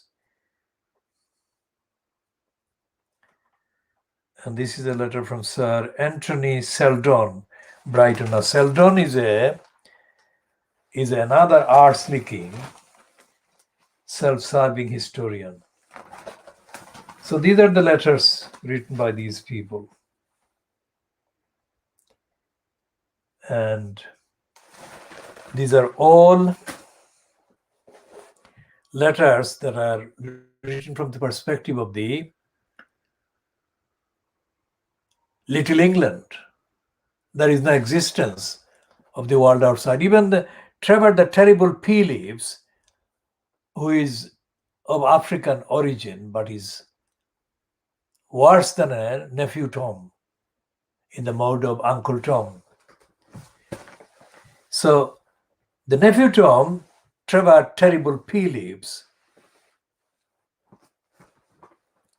gets his spot by overly pretending to be more Little English than the Little Englanders themselves. There is no world outside of Little England.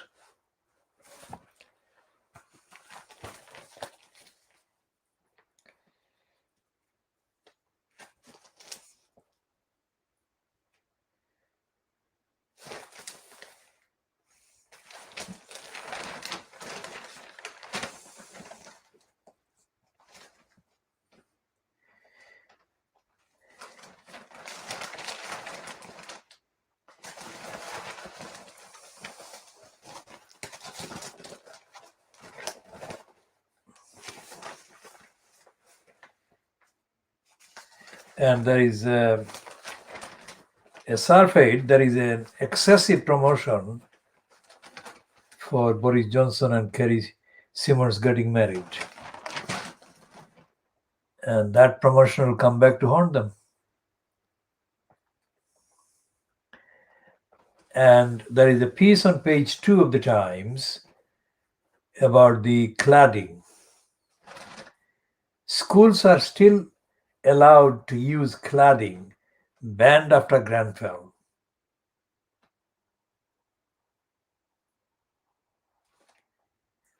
And there is a piece, very small piece, but this is just for the record.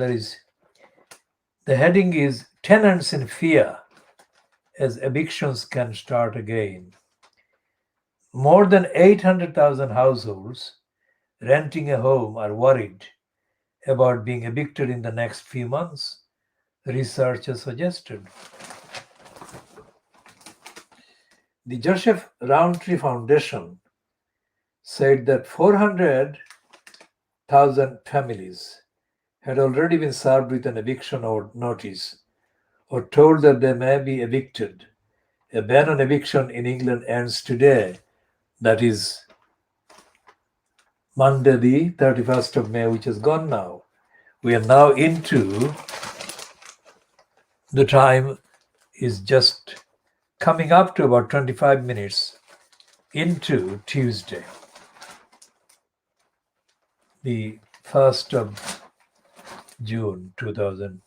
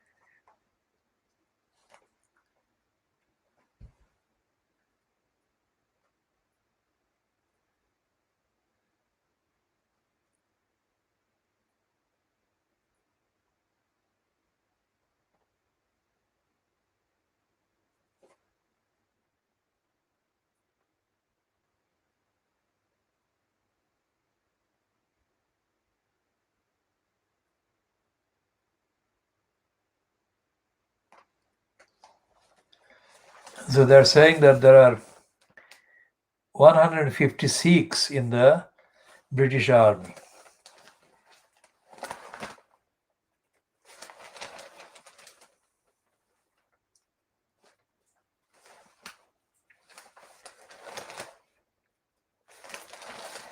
And there are reluctant admissions to the fact that lifting the restrictions or lockdowns can risk a resurgence of the virus across Britain.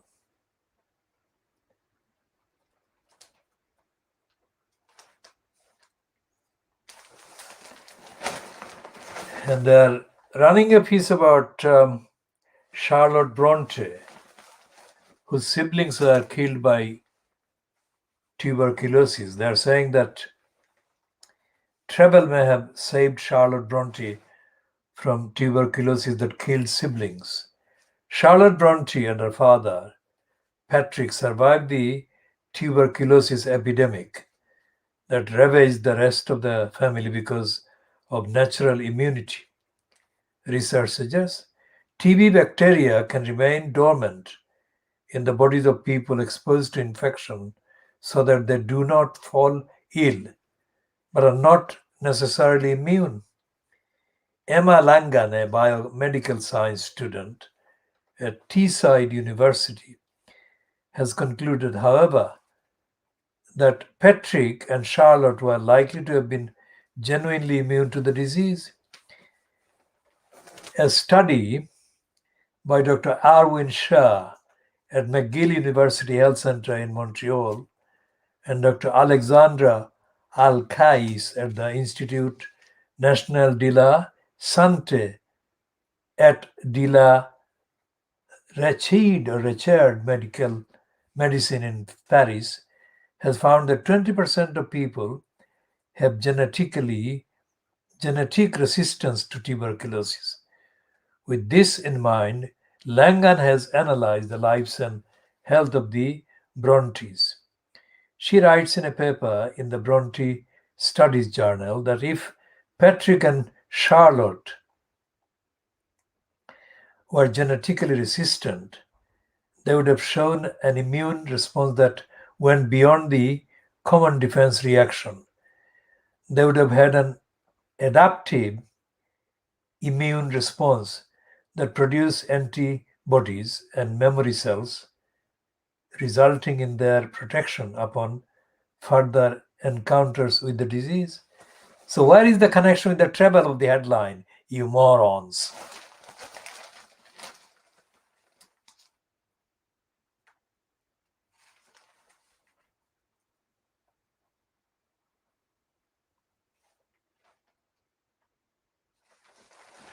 There is a piece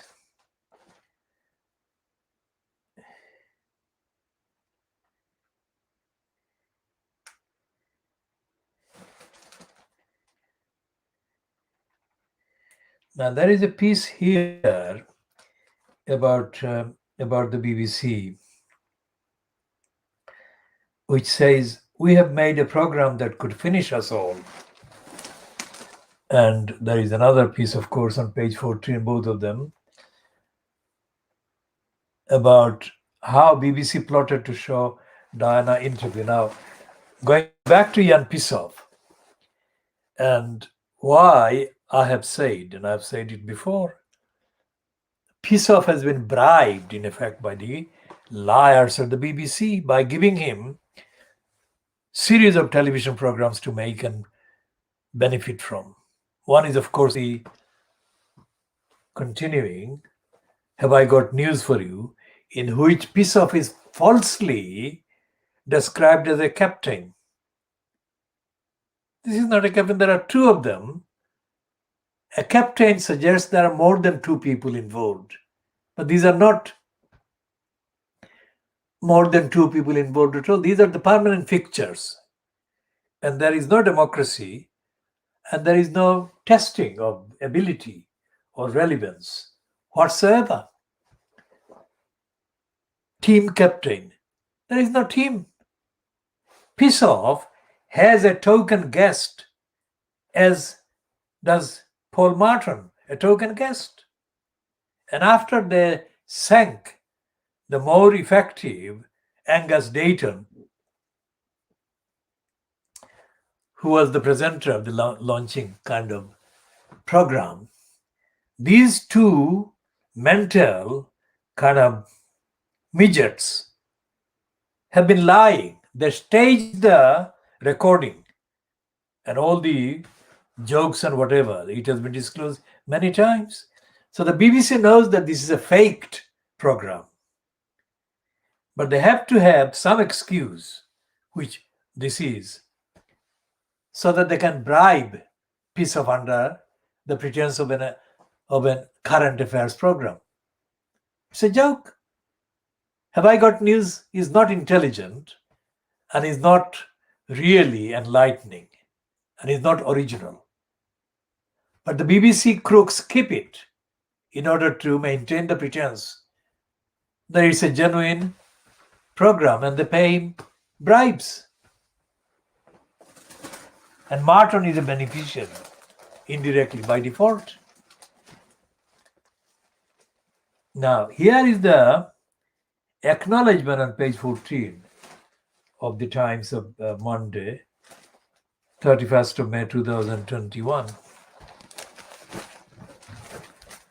And it's admitting what I have just said, that the BBC is corrupt, criminal, dishonest. So this one is a piece by Jonathan Maitland, a playwright and broadcaster. And this Maitland is stated here as writing a play about Martin Bashir, Maitland's former colleague, and is quoting this Maitland the liar Tony Hall. A 2005 program celebrating the 10th anniversary of Martin Bashir's now infamous interview with Diana is the documentary that the BBC does not want you to see. Copies of the Arena program, The Princess and Panorama, are circulating through the television industry. The BBC declined to say yesterday whether it would be shown online. Like the interview with Diana, which the corporation says will not be shown again, it has become a valuable historical document. The 1 hour show features a procession of BBC executives talking delightedly about the exclusive Panorama program. The provenance of the interview is never raised. The forging of bank statements instigated by Bashir, crucial in securing the interview, was common knowledge at the BBC at the time. The report of the rise, reading again, the report of the ruse had been covered extensively by the Mail on Sunday years earlier.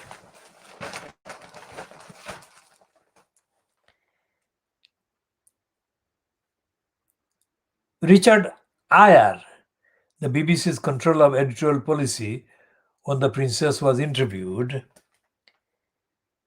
explains on Arena that the interview was kept hidden from the palace.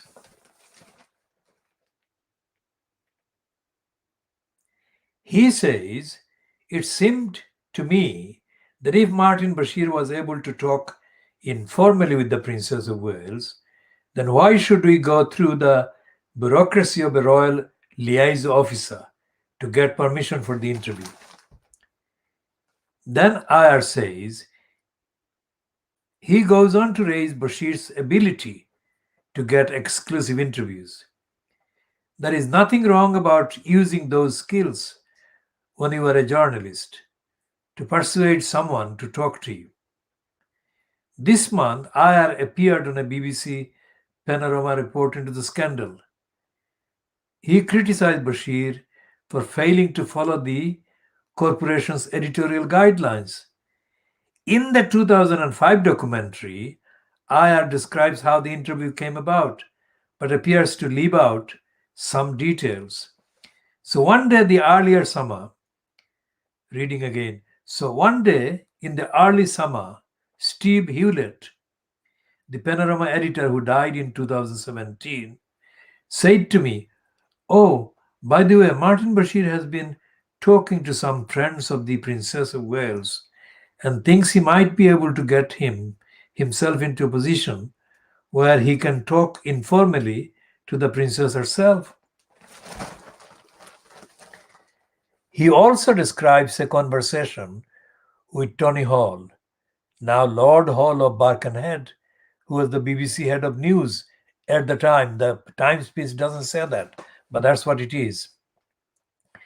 They discussed the interview before transmission, and Richard Eyre says, "I said to Tony Hall, it sounds ridiculously dramatic now. We have just made a program which may bring down the BBC." One of the show's most irony-laden moments, Hall, who went to become Director General before leaving the corporation last year, talks about Bashir, who does not appear in the program. "I think Martin is the sort of interviewer people trust," Hall says. "He works very hard at getting into your confidence."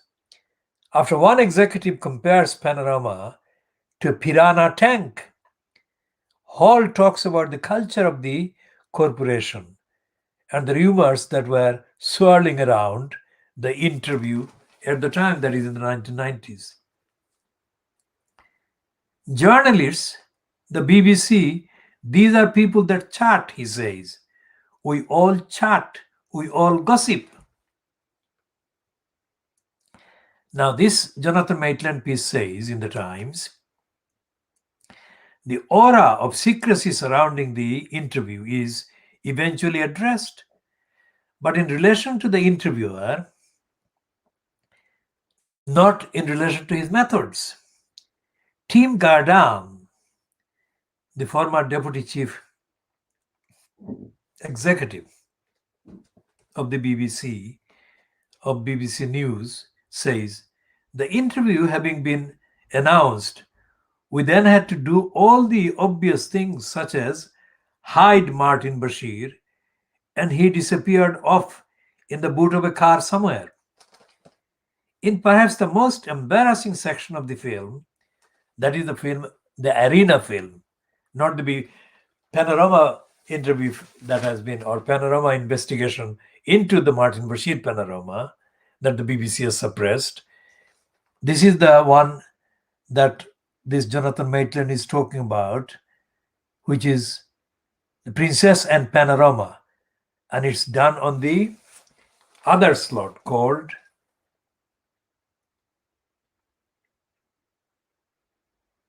Arena, another BBC slot, Arena. In perhaps the most embarrassing section of the film, on Arena, Gardam accuses the media of lacking journalistic ethics.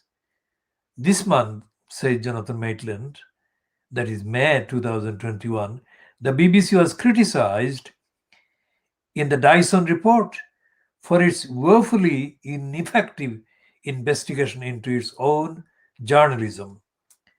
Describing press speculation over the interview in the days before it was broadcast, he says, we'd often see a headline saying the truth about Diana interview, and it was complete bullshit. And you realized they don't know, they really don't know. It was a tremendous example, really, of narrative invention. That if there is a story and no one's got it, you make it up. Now that's Tim Gardam. Now Gardam is one of the BBC liars that I have had dealings with over the years. So Tony Hall wasn't in place as anybody that I was directly in contact with, but most of the senior bureaucrats and executives in the BBC over the last 50 years, I have had dealings with, and all the dealings I've had with the BBC have been dealings based on my accusations and experience of the BBC lying, and the personnel in positions like the senior executive in the news lines and the documentary and factuals have always persistently come across as being liars. And this item by Jonathan Maitland quotes Richard Eyre as admitting that we have made a program that could finish us off, that is, finish off the BBC.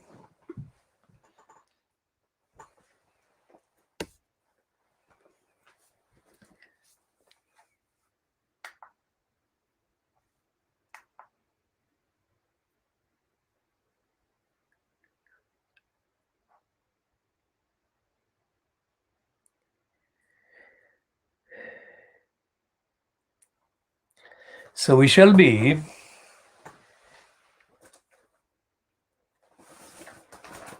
taking a break there, and we shall go into the rest of the Financial Times, and we shall talk about the IMF and what the Martin Wolf is saying, because as I said, Martin Wolf is saying something completely contradicting what Andy Haldane, touted as the chief economist at the Bank of England, has said. And Haldane is an idiot. And Martin Wolf is not an idiot and he has got some integrity. Not necessarily the standard of integrity he should have, but he has got a lot more integrity than Andrew Haldane of the Bank of England.